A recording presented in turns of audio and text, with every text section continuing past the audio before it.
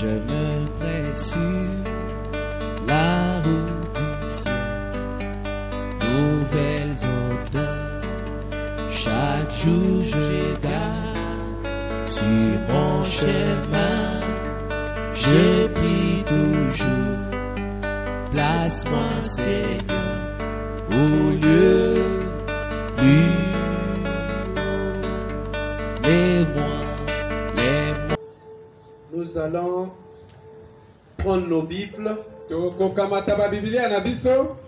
le psaume 27.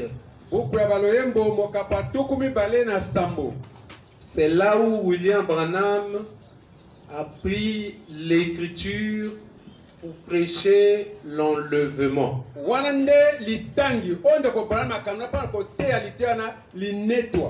Il n'a pas pris 1 Thessaloniciens chapitre 4.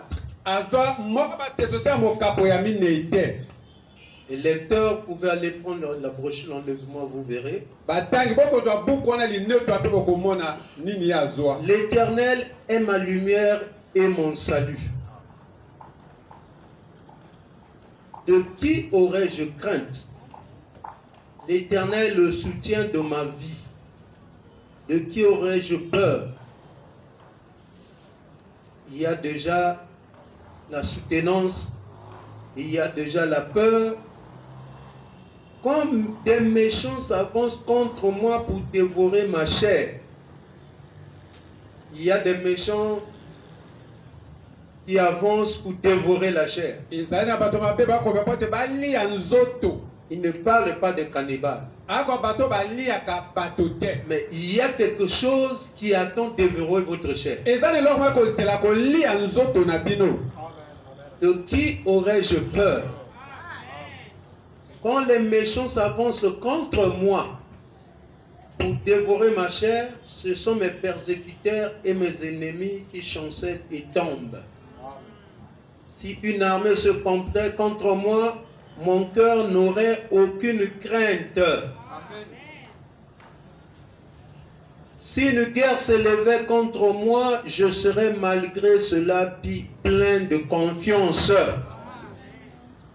Je demande à l'Éternel une chose que je désire ardemment.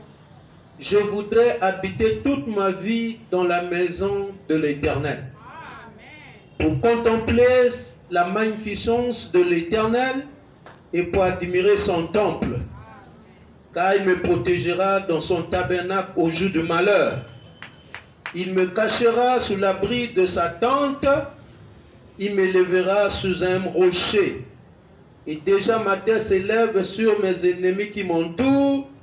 J'offrirai des sacrifices dans sa tente au son de la trompette. Je chanterai, je célébrerai l'Éternel. Aie pitié de moi, exauce-moi. Mon cœur dit de ta part, cherchez ma face. Je cherche ta face, ô Éternel. Ne me cache point ta face.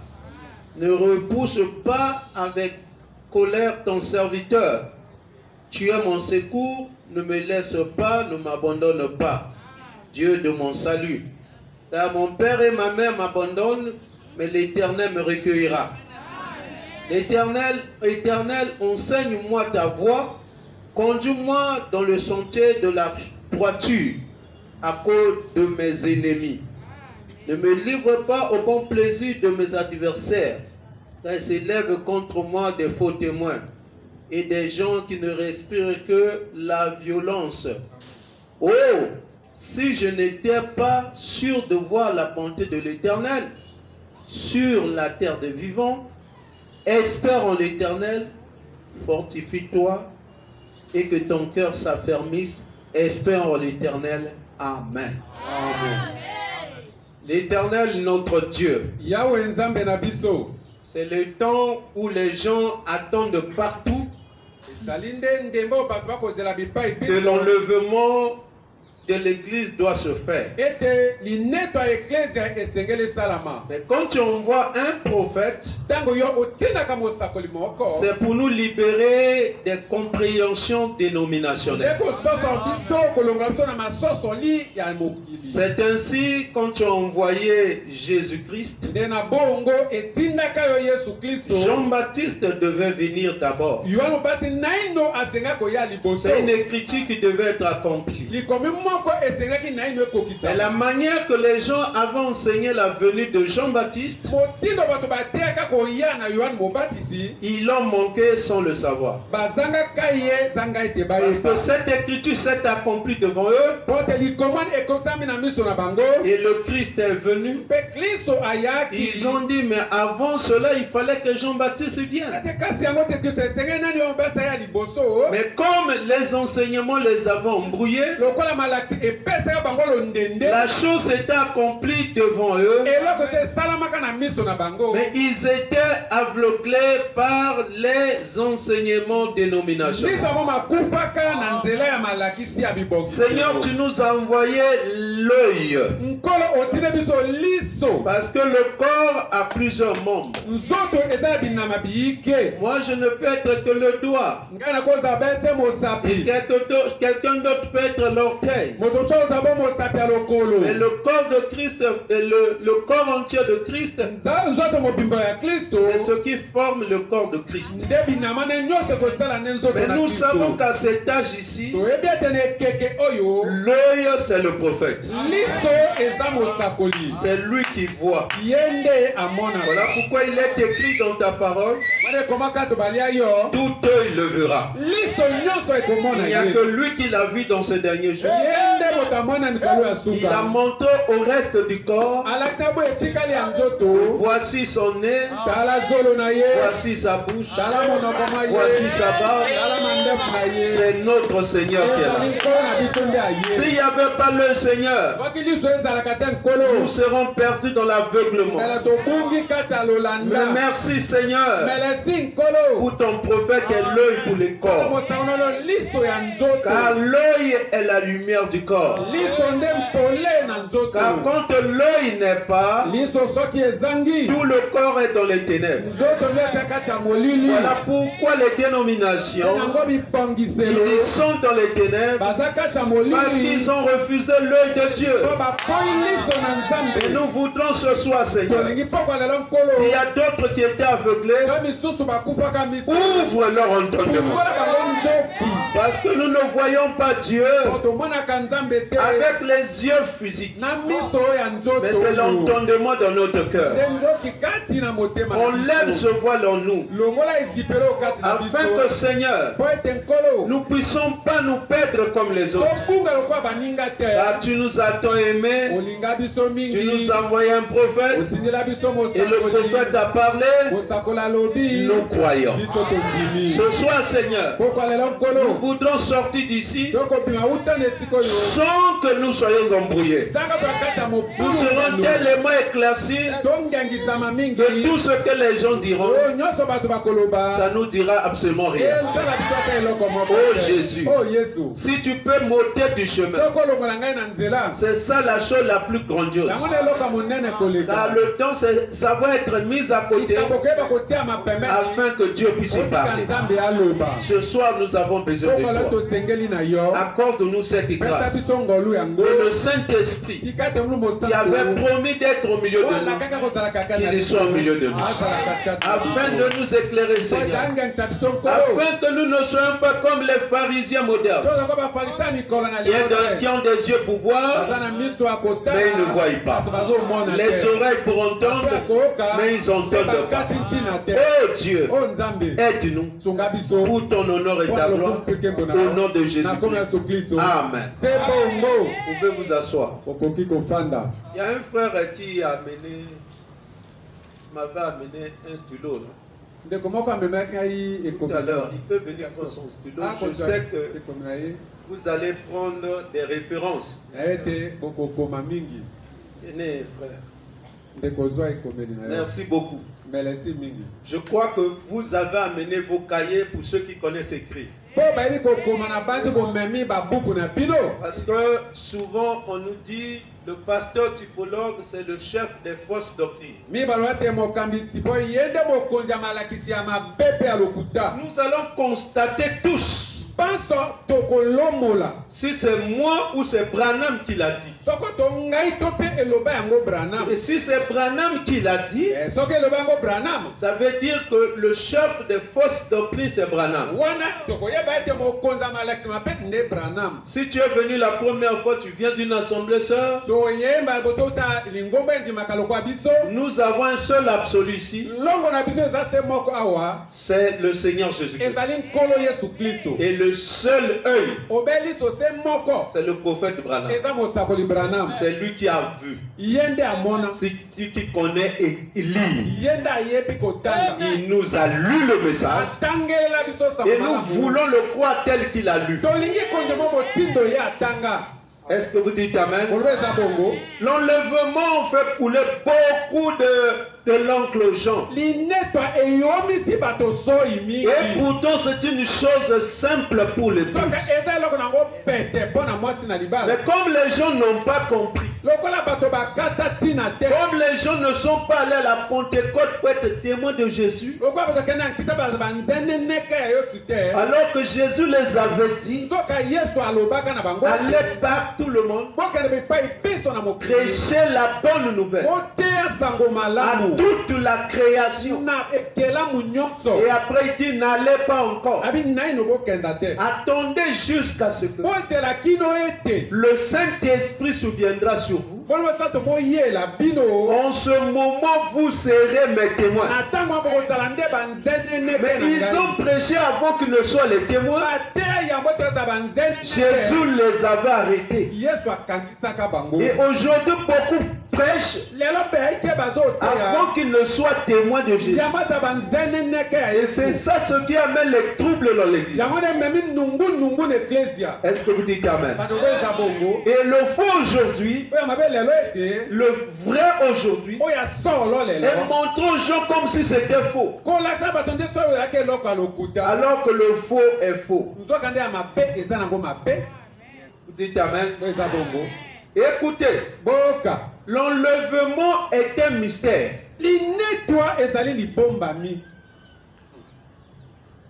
Amen. Vous êtes avec moi? On va commencer. Monsieur, est-ce le signe de la fin? Prêché en 62. 117. Voici le mystère. Un mystère dans l'écriture, pas dans l'église, mais dans l'écriture, pas dans les pasteurs, mais dans les écritures, est une vérité qui a été préalablement cachée et qui est maintenant révélé divinement. Est-ce que vous croyez que l'enlèvement est un mystère? Je vais prêcher avec vous. Croyez-vous que l'enlèvement est un mystère? Donc c'est une vérité dans les Écritures qui a été préalablement cachée et qui est maintenant révélé divinement. C'est pas révélé charnellement, mais c'est révélé divinement. Alors si c'est révélé divinement, il vous faut la divinité en vous pour comprendre et croire cette vérité. Oh, je vais écouter la main. Voilà pourquoi Jésus disait, ils ont des yeux pour voir, ils ne voient pas, des oreilles pour entendre, mais ils n'entendent pas, parce que c'est divinement qu'on juge. Révélé divinement, mais à laquelle reste toujours attaché un élément surnaturel. Malgré sa révélation, les plus grands mystères sont. Malgré la révélation de cette écriture, de ce mystère, il reste toujours un élément surnaturel. Est-ce que vous dites amen? Et frère Branham dit, Dieu ne révèle pas tout à ses prophètes. Il leur révèle ce qui est nécessaire. Est-ce que vous dites amen? Mais dans l'enlèvement, il a révélé à Branham ce qui est nécessaire pour l'enlèvement. Et quand on lit l'enlèvement, c'est dans 1 Thessaloniciens chapitre 4. Mais voilà que Branham, pour prêcher l'enlèvement, il va prendre le psaume 27. Ça devait attirer l'attention au pasteur. Est-ce que vous dites amen? Amen. Amen. Les plus grands mystères et les grands mystères sont le numéro 1, le mystère du royaume des cieux. C'est celui dont nous sommes en train de parler maintenant. Matthieu 13, 3 à 15. Le deuxième mystère est le mystère de l'aveuglement d'Israël pendant cet âge.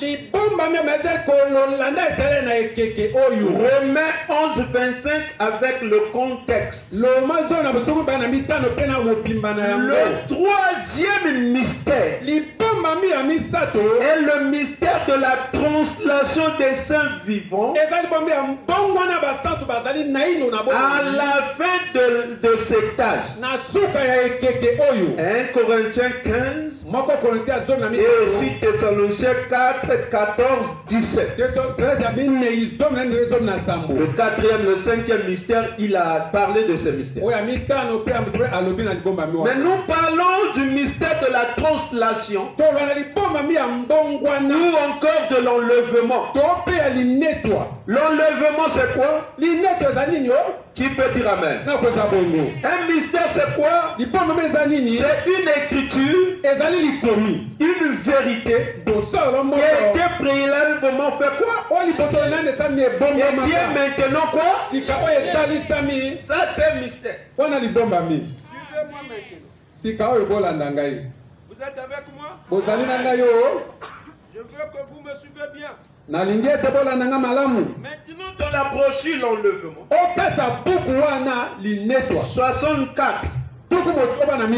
Savez-vous qu'il était aussi prédit dans les Écritures qu'effectivement l'Église protestante et l'Église catholique seraient aveugles dans les derniers jours? Et que Christ se trouverait à l'extérieur, cherchant à entrer. Parce que tu dis, je suis riche et je n'ai besoin de rien.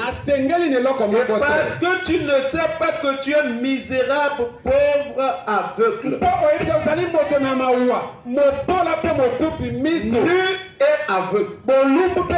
Et tu ne le sais pas. Apocalypse 3. Vous y êtes. Ils sont de nouveau aveugles, bafouant les choses de Dieu, comme si elles ne signifiaient rien pour eux, et se moquant et le ralliant. C'est ce que la Bible a dit. Mais pour l'église, l'épouse, je vais écouter la main de Zabongo, mais pour l'église, l'épouse, l'enlèvement est une révélation pour elle. Pour l'église, virgule, épouse, l'enlèvement est une quoi? Je vais vous écouter. C'est une quoi? Et qu'est-ce qu'un mystère? C'est un mystère. Un mystère, c'est une écriture qui était cachée, mais qui est révélée. Donc l'enlèvement est un mystère, vous croyez à ça? Voyez-vous que c'est un mystère? Il dit, mais pour l'église, virgule l'épouse, l'enlèvement est une révélation pour elle. Et qu'est-ce qu'une révélation? C'est une écriture qui était cachée, qui est préalablement quoi? Dans l'enlèvement, c'est une écriture qui était cachée, qui est maintenant quoi? Donc c'est une révélation. Cela lui est révélé. Cela lui est révélé. La révélation, la véritable épouse de Christ attendra cette révélation de l'enlèvement. Donc l'épouse devait attendre la révélation de quoi? L'épouse n'attend pas l'enlèvement. L'épouse attend la révélation de l'enlèvement. La différence est là. Il y a des gens qui attendent l'enlèvement, mais l'épouse attend la révélation de quoi? Donc quand la révélation de l'épouse sera, la révélation de l'enlèvement sera là, la chose sera accomplie. Est-ce qu'on peut avancer? L'épouse attend l'enlèvement. L'épouse attend quoi? L'épouse de Christ attendra cette révélation de l'enlèvement.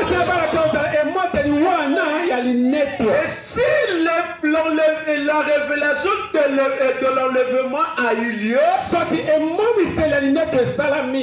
que pour l'épouse c'est fini. Il n'attend plus rien. Il attendait la révélation de cette chose. Il n'attendait pas la chose. Il attendait l'enlèvement de cette chose. Est-ce que frère, vous dites amen? Voilà la différence avec le message. Toutes les églises du message ne sont pas l'église du message. Ils sont l'église du message. Mais frère, on dit que pour l'église, virgule, l'épouse, ça veut dire que dans l'église, il y a l'épouse. Mais pour l'épouse qui est dans l'église, il attendra la révélation de toi. Est-ce qu'on peut continuer? Eh bien, c'est une révélation. En effet, la révélation, c'est la foi. Notre foi est basée sur ce qu'on nous a révélé. Qu'est-ce que la foi? Ce n'est pas l'espérance. L'espérance, c'est l'ennemi de la foi. Nous espérons que l'enlèvement aura lieu. C'est l'ennemi de la foi. Mais la foi, c'est la démonstration des choses.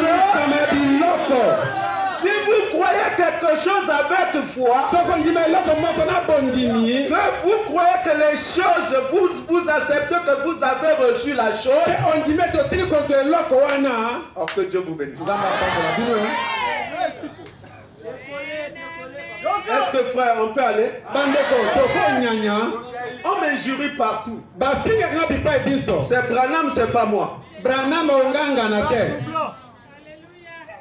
Vous ne pouvez pas avoir une révélation que cela soit la foi. La foi est une révélation parce que c'est quelque chose qui vous est révélé. La foi est une révélation. La foi, c'est quelque chose qui vous a été révélé. Cela ne fut Abraham qui pouvait appeler tout ce qui était contraire à ce qui lui avait été révélé comme n'existant pas. Et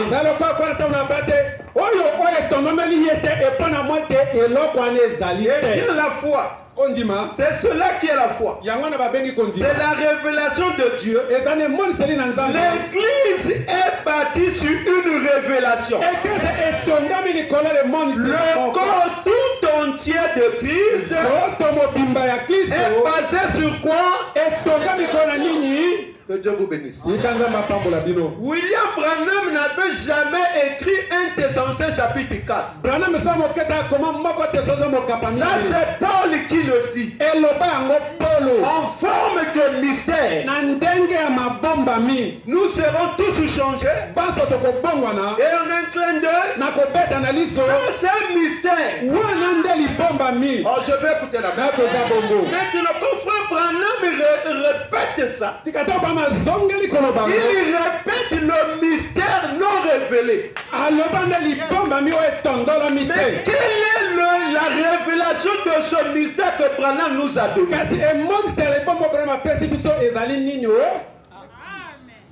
Vous êtes avec moi? Écoutez. La révélation de Jésus-Christ par Acte 76. Maintenant, le mot grec pour révélation, c'est apocalypse qui signifie dévoilement. J'ai pris ce mot et je l'ai étudié. Il signifie l'apocalypse. C'est comme un sculpteur qui a fait une grande statue et l'a couvert d'un voile. Et après il vient déchirer ce voile pour révéler ce qu'il a derrière ce voile. Apocalypse veut dire quoi? Ça, dans le mot grec, ça veut dire rêver. Un mystère, c'est une écriture qui était préalablement quoi? Qui est maintenant quoi? Quand quelqu'un fait sa statue, il ne la révèle pas au public. Il la révèle au public après qu'il aura fini son travail. L'enlèvement se trouve dans l'Apocalypse chapitre 4. C'est l'Apocalypse. Je vais écouter la main.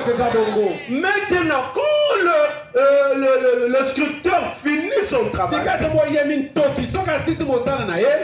vous ne voyez pas ce qu'il est en train de faire durant les âges. Vous ne voyez que voile sur voile. L'Apocalypse, livre de quoi?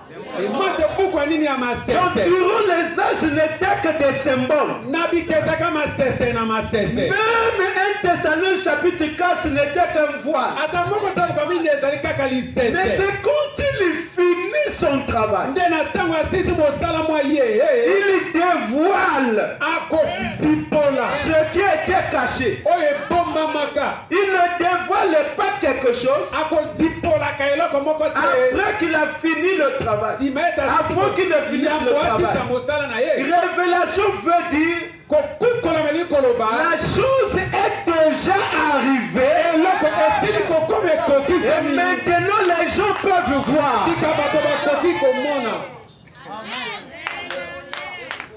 Je ne sais pas si vous dites amen. Quand on dit la révélation du Fils de l'homme, c'est que la chose est déjà quoi? Est-ce que la révélation du Fils de l'homme peut s'accomplir sans qu'il ne soit révélé? On dit la révélation du baptême de nom de qui? Est-ce que le baptême de Jésus a été déjà accompli? Je vous pose la question. C'est accompli, c'est pas accompli. Ça veut dire quand quelque chose est révélé, c'est que la chose est arrivée à la fin. Dites amen. Amen. Amen. Bongo. L'enlèvement 128. Le mot raptu en français que nous employons pour désigner l'enlèvement n'est même pas utilisé du tout dans la Bible. Nous avons simplement placé ce mot. La Bible dit cap up, c'est-à-dire prise en haut. Vous écoutez bien? Le vrai mot, c'est cap up. Être pris où? Nous lisons ici dans 2 Thessaloniciens chapitre 1 ou plutôt 1 Thessaloniciens, lors de laquelle ce grand enlèvement se produira dans les derniers jours. Nous sommes tous conscients ici à la moisson que l'enlèvement est une révélation. Est-ce que quand quelque chose t'est révélé, tu es encore embrouillé? Que Dieu vous bénisse. Et si l'enlèvement a été révélé, c'est que la chose est accomplie. Parce qu'on ne peut pas révéler quelque chose qui n'est pas accompli, qui n'est pas fini.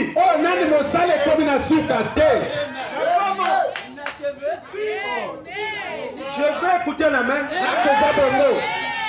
Amen.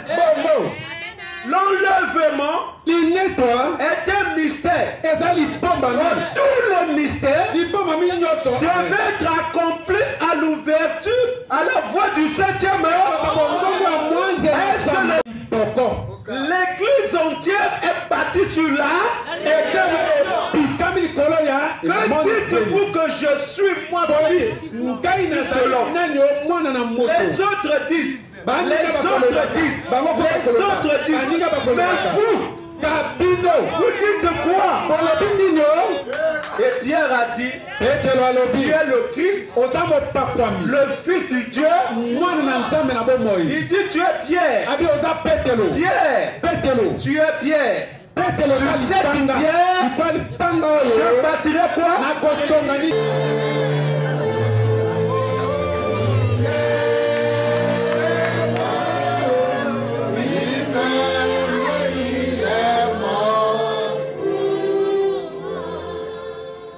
Adorable Jésus-Christ, l'unique et le véritable, l'alpha et l'oméga, tu es la pierre de jaspe et la pierre de sardoine. Tu es cette pierre fêtière qui s'est détachée de la montagne sans les secours du monde. Nos âmes sont bénies ce soir pour cette révélation, pour cette inspiration, de nous montrer, Seigneur, que l'enlèvement est une révélation. Et la révélation, elle n'est pas collective. Seigneur notre Dieu, je te prie, Père, que cette inspiration, que cela puisse introduire cette église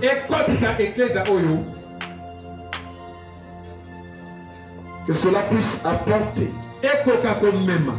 l'amour parfait, la crainte du Seigneur dans nos cœurs, que cela puisse nous propulser à avoir une marche intime avec toi.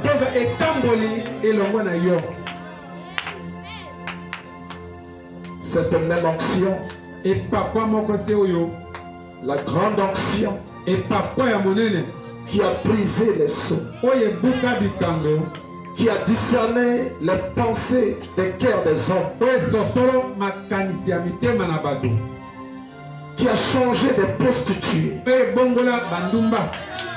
en des véritables dames. Que cela puisse nous accompagner.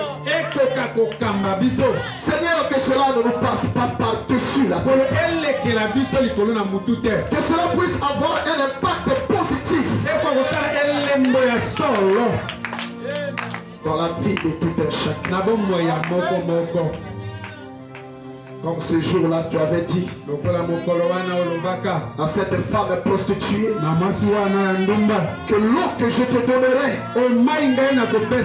deviendra en toi une source d'eau vive qui jaillira jusqu'à la vie éternelle. Que cela soit éternellement scellé dans nos âmes. Bénis notre pasteur. Guéris les malades. Fortifie les genoux affaiblis.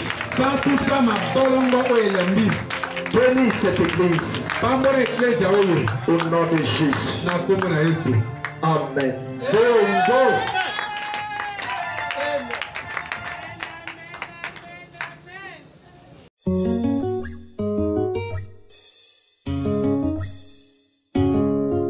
Je suis un aiglon, je suis né dans les hauteurs, mais moi, je suis un aiglon, je suis né dans les hauteurs.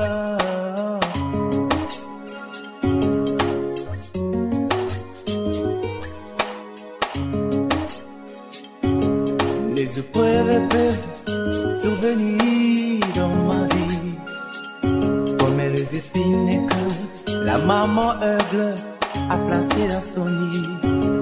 Ce n'est pas pour tuer les grands, c'est pour les pousser à voler.